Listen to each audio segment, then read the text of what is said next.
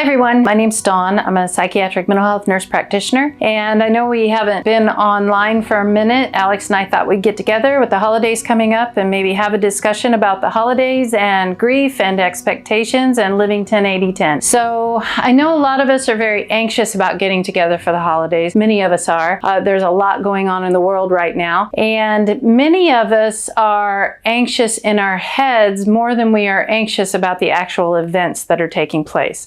So what I mean by that is many times we will anticipate what a conversation might look like as we go visit family, or something from the past took place and we just are dreading meeting up with Aunt so-and-so again because she harmed us in this way or that way. Some of you may know what I'm talking about. So there's sort of this dread of going into the holidays. I hope I don't see so-and-so, or so-and-so makes me angry. And I wanted to go back to kind of when we've talked about 10-80-10 in the past. This is kind of going to bring everything together, and I don't know why I'm using kinda a lot right now, but when we talk about our 10-80-10, right, 10% in the past, learn from our mistakes in the past, but really get over ourselves, because the past, we can't change it. We stay in depression, we stay in this darkness when we replay the past, but we can't change what happened in the past. And when we stay in the past, we stay in the emotion of the past. So we really, if we want to heal, we have to move forward from the past. 10% in the future, plan for the future, but don't get emotionally attached to the future.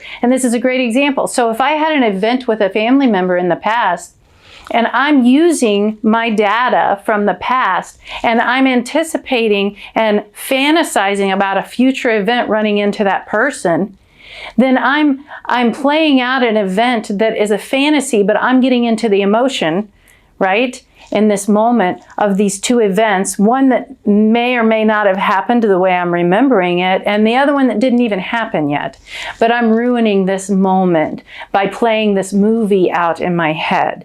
So you can plan for your future, but don't get emotionally attached to it, and don't fantasize about what might happen when we meet up with someone. And that can go good or bad, right? We might have an expectation when we see Aunt or Uncle so-and-so, or Grandma or Grandpa so-and-so. They might be having a bad day that day. We might be so anxious to see them, and we just know when we see them, we're just going to put our arms around them and we're going to pick up where we were before. And they may not be in that space. And so we're disappointed in the holidays because we're fantasizing that something may or may not happen. If you can find a space for yourself going into the holidays where you just let things happen and just let them be, and just be in the experience of living in that 80% in the moment, right?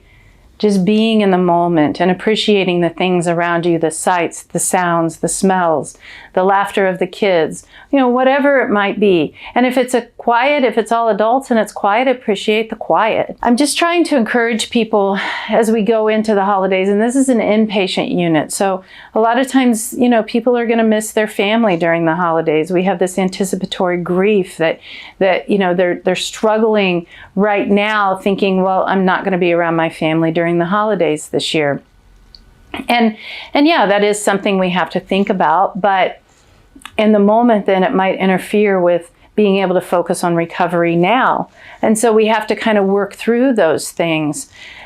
Now, another thing I want to talk about is when we had those injuries in the past, and this could be something from 30 years ago when we're talking about family. So when we were 5, 10, 12 years old and had an incident with a family member, or even in our 20s and had an incident with a family member, and they were in their 20s, or whatever it might be, we're still seeing it through those immature eyes, and they were immature as well. So when we talked in the past about those triggers of trauma, and those triggers of trauma stunting our emotional growth, you know, we have to consider that when we're reliving those situations that maybe caused us issues back when the families all got together and we were 10 years old and cousin or uncle so-and-so said or did this that was so offensive to us and hurt our feelings, we might be reliving it as a 10-year-old who got their feelings hurt. And we have to think about that. So we're still, even though we may be 50, we're still emotionally harmed as a 10-year-old. They probably have completely forgotten about it. But it was a wound that stayed there, and then when triggers come that remind us of that wound, we're that 10-year-old again. And so it's important that we take the time to really just kind of settle into those things to try and heal from those things and identifying them. Compassion is the best way to heal. When we have compassion for other people and compassion for ourselves, we create a space where we can have some healing and we can shift our mindset. And I know that's easier said than done, but it truly does work.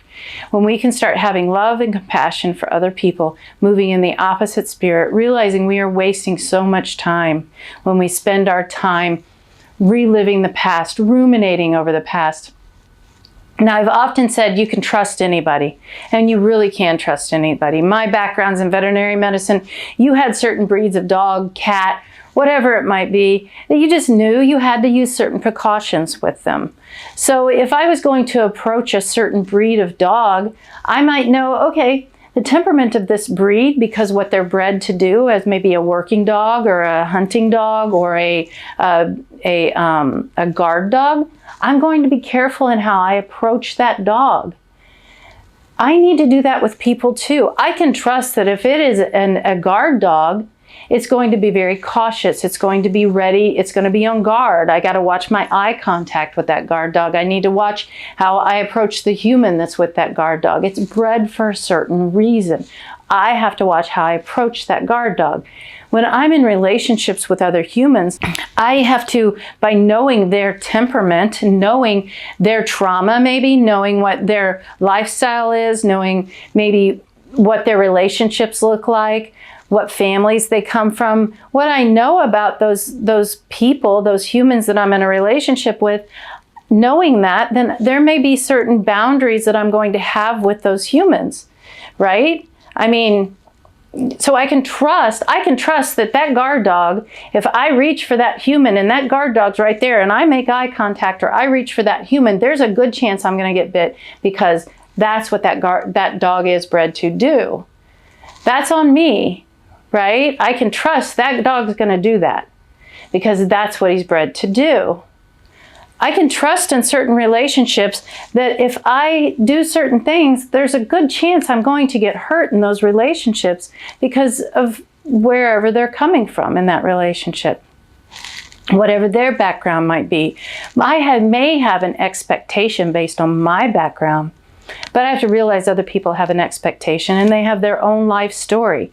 And it goes back to the mask video, right? We see the world differently when we've had trauma. So I may have an expectation of someone, but if they have a trauma and I shouldn't take it personal when they set a certain boundary with me, or even out of fear, they recoil from certain things that I might talk to them about or that I might bring up in a situation.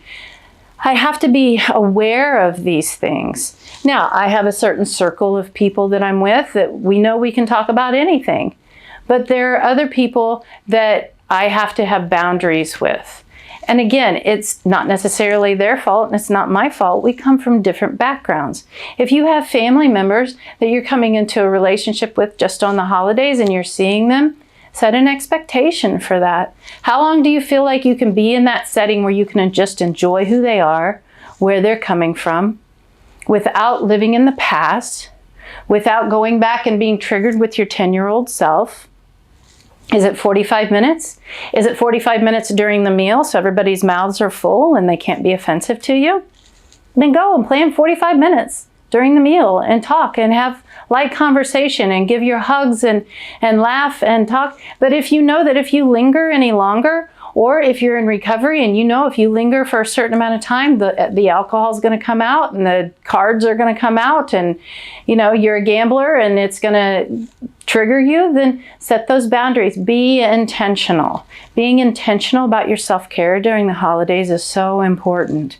You know, set aside time to have that self-care before you go into that setting, and then set aside time when you come out of that setting to have self-care again, to kind of decompress, to talk to your partner or whatever you might need to do to kind of let go of the things so you don't put them inside of you and fester on anything. You know, that is really, really important. In the animal world, if you see an animal getting hunted by another animal and they get away, they go through a shaking process where they get rid of all that excess energy. For us, a lot of times we we push it back down inside and inside, and it just builds up.